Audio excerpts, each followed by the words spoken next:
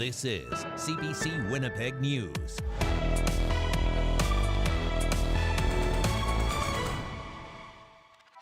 Good evening. Thanks for joining us. A Winnipeg couple will spend more than a decade behind bars after being convicted of multiple counts of animal cruelty. It's a disturbing case where videos of animals being tortured and killed were sold online. And now it comes with a precedent-setting prison sentence. CBC's Caitlin Gowerluck was in court and has the latest. 12 years in prison for crushing animals to death and selling videos of it online. Emotions were high in a Winnipeg courtroom Wednesday as Chad Kabitz and Irene Lima were sentenced in a case that's drawn animal rights protesters to court for months. No excuse for animal abuse! Some of them were in court and applauded after the sentence was announced. But a screaming match soon broke out in the hallway between a protester and one of Lima's family members. I'm not at all surprised because the family members, of course, love Irene Lima and want to protect her. And there's a lot of citizens who are understandably irate. Whenever you have a family member who's in the criminal justice system, it causes a lot of anguish, a lot of stress on families. That's not the first time I've seen something like that. Lima and Kabitz pleaded guilty last year to 6 counts each of animal cruelty, involving more than 90 animals. They were arrested in 2024 after Manitoba's provincial vet got a tip about a Telegram message group selling videos of animals being crushed to death. Court heard Lima would crush the animals with her bare feet while Kabitz filmed. The videos often had a sexual component and made a profit of about $2,800 in total. One protester said she was happy. I've been an animal advocate for a very long time, and I don't think that we expected 12 years. And it's just a very proud moment. It's a case lawyers say won't soon be forgotten. Well, I firmly believe this case will be the leading case on cruelty to animals probably for the next 100 years. Lima and Kabitz sat shackled in separate prisoners' boxes on Wednesday and read letters expressing shame for what they did. Caitlin Gowerluck, CBC News, Winnipeg. We go to a tragedy in BC now that sent shockwaves around the world. New information has emerged about the mass deadly shooting in Tumbler Ridge. The RCMP have now shared new details about the victims and the shooter. It's left people across the country and here in Manitoba grieving with families whose lives have been changed forever. CBC's Caroline Bargut has the latest. RCMP say the victims killed at this school are a 39-year-old adult female educator, 3 12-year-old girls, a 12-year-old boy, and a 13-year-old boy. We're also learning more about the suspect, who police have identified as 18-year-old Jessie Van Rootselaar, a transgender woman. We identified the suspect as they chose to be identified in public and in social media. I can say that Jessie was born as a biological male who approximately, the information that I have, approximately 6 years ago began to transition to female and identified as female both socially and publicly. Police say the killing spree started in a home in the community.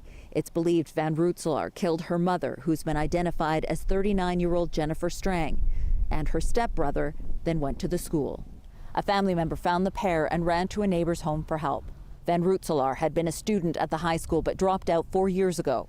Officers are still trying to determine if specific people were targeted or if it was a random shooting spree. Van Rootselaar had a history of contact with police. RCMP say they had been called to the home a number of times over the years for mental health-related issues. At one point, they even seized firearms. Police have attended that residence in the past, approximately a couple of years ago, where firearms were seized under the criminal code. I can say that at a later point in time, the lawful owner of those firearms petitioned for those firearms to be returned, and they were. The RCMP Major Crime Section is on site investigating. The BC government has declared tomorrow a day of mourning. The throne speech that had been planned for tomorrow has now been cancelled. Caroline Bargut, CBC News, Tumbler Ridge, British Columbia. As we share details about this tragedy, we want to point you towards some mental health resources that can help. You can connect with Kids Help Phone by calling, texting, or requesting counseling over an online chat. And if you are in an immediate crisis, call 988. A new father is consumed by grief and guilt after his 6-month-old died in a Winnipeg emergency department. Lou Tang says his son waited too long for help before he died. Health officials say they responded quickly, but the family feels differently. CBC's Ian Fraze has their story. Lou Tan knew his firstborn would bring joy. We named the baby Luca because he's like the angel bringing us brightness. Now that light has dimmed. 6-month-old Luca died at the Winnipeg Children's Hospital after his parents say he waited too long. They did everything too late. Luca was born with esophageal atresia, a condition in which the esophagus and stomach aren't connected. It was fixed with surgery. Then he needed continual dilations to stretch out the narrow areas of his esophagus. The last one caused a tear. It was discovered by an X-ray after Luca was rushed to emergency January 12th around 6 in the evening. Oftentimes when that happens, it's what we call a contained perforation. There's a little hole, but it's not leaking everywhere. And those patients are just treated with antibiotics, let the esophagus rest for a week, it closes back on its own. But Luca did not get better with time. He kept crying, the heart rate monitor kept beeping. At 4 in the morning, he was rushed into surgery and died. Totally out of control, sadness. That pain hangs over their home. Memories of Luca are everywhere. His mom visits his crib. I'm sorry, I can't speak. Where his toys and the last onesie he wore remain. I take many pictures and videos every day, but the last day I have nothing. This is the third death in 3 months involving a patient whose family says their loved one waited too long for care in a Winnipeg emergency room. I think that's why we need a public inquiry. I know that it will take time, but when there's this many deaths in such a short period of time. These deaths are all being investigated as critical incidents.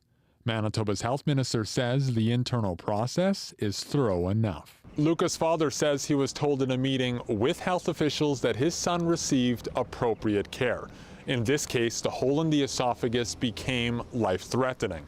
But Lou says hospital staff should have noticed earlier that his son's condition was getting worse. I think it's really important for us to not doubt families or question families. Our job is to listen, understand, and get them the answers that they need. Luca's family doesn't know how to carry on without him and the daily joys he'd bring, like the greetings after work, a memory Lou will hold on to. Bye-bye. Ian Fraze, CBC News, Winnipeg. A 30-year-old man has been charged with second-degree murder after police say he started a fire that killed 2 of his family members. It happened at a 2-story house on Agnes Street Saturday morning. Police say the man purposely lit the porch on fire after a family dispute erupted inside the home. There were 19 people inside at the time. 5 were taken to hospital. Since then, 2 have died. 18-year-old Tanya Nadaway and 48-year-old Crystal Beardy, both from Garden Hill First Nation. This is not the way to settle any kind of dispute, whether it's verbal, whether it's physical, certainly not by setting fire to a residence. This could have been, it's miraculous that there were not more injuries and or fatalities in this incident. Douglas Wayne Nadaway Jr. is charged with 2 counts of second-degree murder and 2 counts of arson with disregard for human life. He has no prior convictions, but previously faced arson-related charges that were stayed.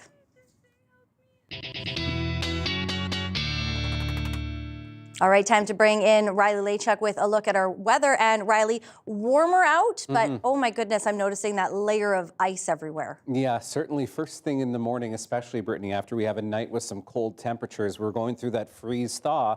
And that's something that we're going to be going through for the next several days, at least across southern Manitoba, as we see some of those warmer temperatures during the day and things dropping back as we get into the overnight hours. Satellite and radar, I mean, mostly sunny skies across much of the south, a bit of cloud cover, a bit of low cloud first thing in the morning, but we've started to see some cloud cover starting to push into northern Manitoba. This ahead of an area of low pressure, one of two that will impact parts of the north as we get through the next 48 hours or so. Temperature-wise, up to -5 in Winnipeg through the afternoon. Yep, exceeding 0 once again in southwestern Manitoba into some warmer air, +2 in Melita, -7s into Lynn Lake and Thompson. So overnight, not as cold as it was last night, -8. Again, the possibility of seeing some fog patches overnight into the early morning hours across southern Manitoba. And Brittany will try for an even warmer -2 tomorrow afternoon, and the winds remaining light. All right, hopefully that sticks around. Thanks, Riley. You're welcome. Still ahead, tired of high food prices? Manitoba is fighting back. How the province plans to look at predatory pricing. Next.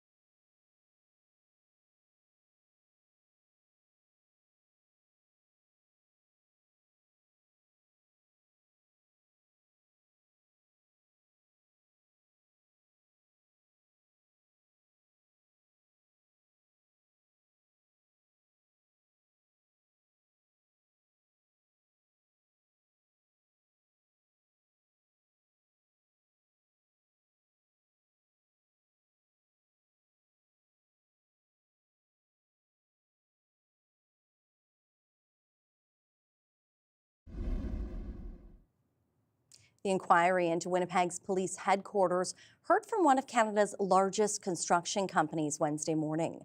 PCL Construction says a last-minute change to the police contract effectively froze it out of the job. CBC's Bartlett Kivas reports. 6 days before the deadline to bid on construction work for Winnipeg's new police headquarters, there was a last-minute change. The vice president of one of Canada's largest contractors told the police headquarters inquiry he had never seen anything like it. It looked to us like, and this is just us speculating at the time, that someone that we were competing against was advocating for a lower threshold for the performance security. The change was to reduce construction bonding. That's the money contractors have to put up to guarantee they'll finish the work. The bonding was dropped from an industry standard 50% to more like a third. Sean Barnes said PCL Construction was placed at a competitive disadvantage. There was such a small period of time between when this was issued and the submissions were required, there really wasn't an opportunity to get this changed. An expert witness in contract law also told the inquiry the reduced bond was unusual. It looks like they customized the terms of the RFP to suit a particular bidder. The contract was awarded to Caspian Construction. A Manitoba court found former Winnipeg CAO Phil Schiegel accepted a $327,000 bribe from Caspian's Armic Babakanians and favored Caspian in the tendering. Schiegel and Babakanians are scheduled to speak to the inquiry next week. Bartlett Kivas, CBC News, Winnipeg. The city will soon open 4 dedicated beds to hold highly intoxicated people on drugs for up to 72 hours. The province says the spaces at the city's Detox Centre will open in the coming weeks, but wouldn't say exactly when. The 20-room facility opened in December, but so far has only accepted people intoxicated by alcohol. The CBC's Alana Cole reports. Winnipeg's new 72-hour detox center is still waiting for final approval from medical professionals before it starts taking people who have used meth or other drugs. That's according to a provincial spokesperson. A statement says they're expecting to open 4 beds for people who have used substances other than alcohol in the coming weeks. In terms of how these beds will be supported, the statement says they're partnering with Main Street Project staff, First Nations safety officers, on-call psychiatric and addictions physicians, as well as paramedics. The spokesperson says paramedics working at the center have received specialized training in addictions medicine topics, for example, managing withdrawal. And they say before people are taken to the facility, they will be medically cleared at a hospital emergency department. Alana Cole, CBC News, Winnipeg. The government of Manitoba is looking at ways it can reduce your grocery bill. The province has launched a study of food costs and the impacts of predatory pricing. That's where companies use consumer data or purchasing practices to raise their prices. The finance minister says they hope to have preliminary results in time for the spring budget. We're going to be looking closely at that essential basket of groceries that Manitobans have to purchase on a regular basis and working to understand how we can lower those costs. We did freeze the price of a 1-liter carton of milk. That's where that ends for now, but this study, again, will examine the possibility of expanding that to 2-liter and 4-liter jugs. He says Manitoba is the first province in the country to do such a study.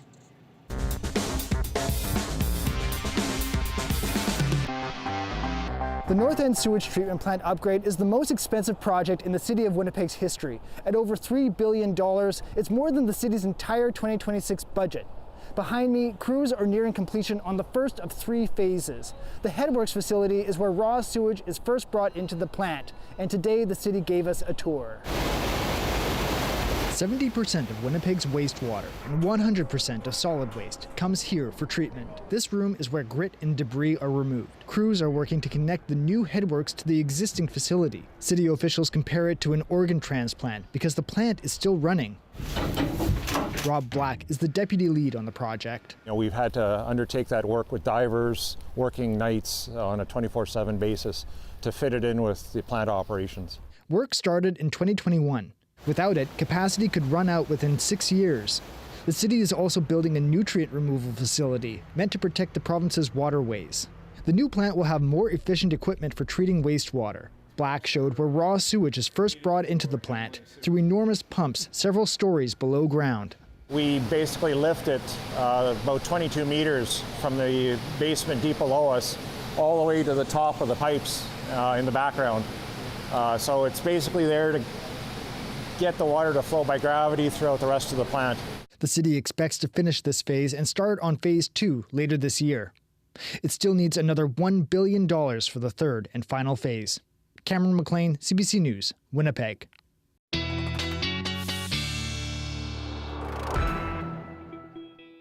All right, Riley is back in now. And I don't know if you've noticed, you probably have, but as we leave these evenings, it's still a little bit light out. Slowly but surely, the day's getting a little longer. It's that sign of the changing seasons, Brittany, as we get toward the middle end of March. And that time change, of course, happening once we get into the next few weeks here. I'm going to start with the almanac because I'm going to start with the lengthening of the days to give you a sense of where we're at. So, I mean, normal high for this time of the year, -9. Today, getting up to -5, so a bit better than that. But we were on that normal overnight low, -19 first thing this morning at the airport. Downtown, actually closer to -16 as forecast early in the morning. But the sunset, 5:41 tonight. Compare that to what we're going to see as we get toward particularly the 23rd of February, where the sunset will be after 6 o'clock for the first time this year. Thompson, parts of northern Manitoba, you have to wait a few more days for that, but by the end of February, most of us are into that 6 o'clock sunset territory. So if you needed a bit of light, something good to think about amongst all of the winter weather and that freeze thaw we've seen, well, there you go. There is some weather coming to parts of the north as we get through the next 48 hours. So high pressure has cleared us out for the most part. There's been a bit of cloud cover hanging around, not much in the south, but in northern Manitoba, one of two lows will start to push in as we get into the morning hours on Thursday for Brochet to Dooley Lake, and anywhere really north of Flin Flon, Norway House, Thompson, getting into some snow as we get through the afternoon hours tomorrow. This one finishes, it's out of the province by the time we get into Friday morning for the most part. And then for northern Manitoba comes around too as we get into Friday. This one a little bit less potent, not carrying as much moisture, but along this warm front that trails down to the north ends of Lake Manitoba and Lake Winnipeg, we could get into some flurries or even possibly even some mixed precipitation or some freezing rain around Swan River, Grand Rapids, for example. So fairly weak chance, but that risk is there as we get into the day on Fridays. We see some of that warmer air nudging its way into the province. The south, not much to talk about the next couple of days. The next several days, in fact, looking at really just a mix of sun and clouds and winds that stay fairly light for the next several days. So I'll show you some of the numbers in your long-range forecast, what these two lows are translating into for northern Manitoba. The first one, 2 to 4 centimeters. The second one, maybe another centimeter or two, so in that 4 or 5 centimeter range for parts of northern Manitoba as we get into the next couple of days. First thing in the morning, looking at temperatures around -7 in Winnipeg, closer to -10 in western Manitoba again tonight. The risk of some patchy fog really across southern Manitoba, particularly along the Trans-Canada corridor first thing in the morning. And then into the afternoon, we'll try into some plus temperatures again tomorrow. Dauphin looking at a +3 in the afternoon. Thompson, that snow starting to move in, -3 by the afternoon. And in your long-range forecast, looking at +1 in Winnipeg for Friday, Brittany, and into Saturday, looking at temperatures still hanging around the freezing mark. Your 7 days coming up. All right, thanks, Riley. You're welcome. Coming up, we head to Italy and the latest from Team Canada and the Milano Cortina Olympic Games. Stay with us.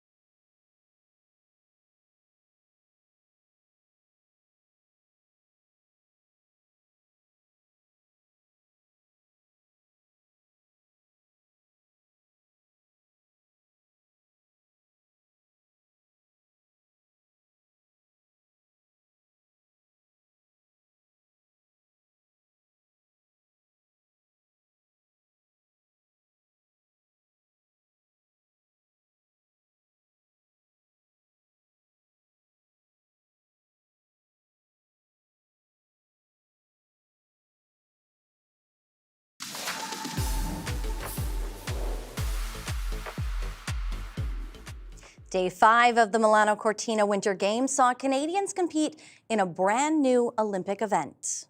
Let's go with the Canadians. Podolsky and Allen, 20 and 22. That's Calgarians Beatty Podolsky in front and Kaylee Allen making a bit of history as the first pair to represent Canada in women's double luge, which is making its Olympic debut 62 years after the men's event was introduced. The duo finished in 10th place, and on the ski hill, Saskatoon's Maya Schwinghammer was a medal hopeful in moguls, but despite a great run, she finished just off the podium in 5th. And men's hockey got underway with Slovakia facing off against Finland, while Team Canada held a practice ahead of their first game on Thursday against Czechia. NHL players participating in their first Winter Olympics in 12 years. Meantime, Canada has won another medal, a bronze in figure skating.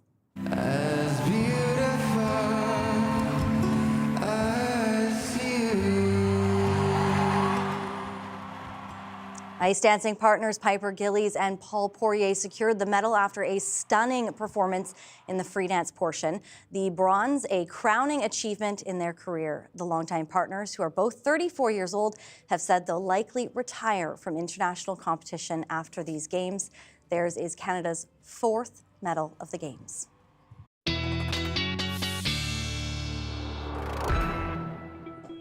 Fourth medal, and I'm sure many more to come. At least we hope so. Let's take a look at your dog walking forecast. As we head into Thursday, I mean, not as chilly as we head into the morning tomorrow as it was this morning.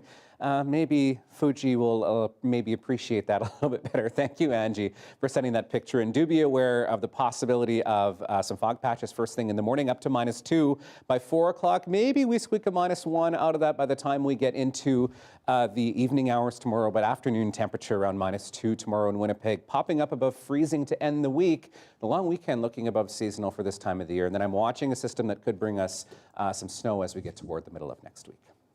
I'm Riley doing the Lord's work with that Valentine's Saturday. Here's your reminder. I just want to give a big shout out to the kids at Victoria Albert Elementary School. It is I Love to Read month, and I got the chance to hang out with them on Tuesday morning. I'm sure they had a lot of great questions. Always, always. These kids are so bright. The future.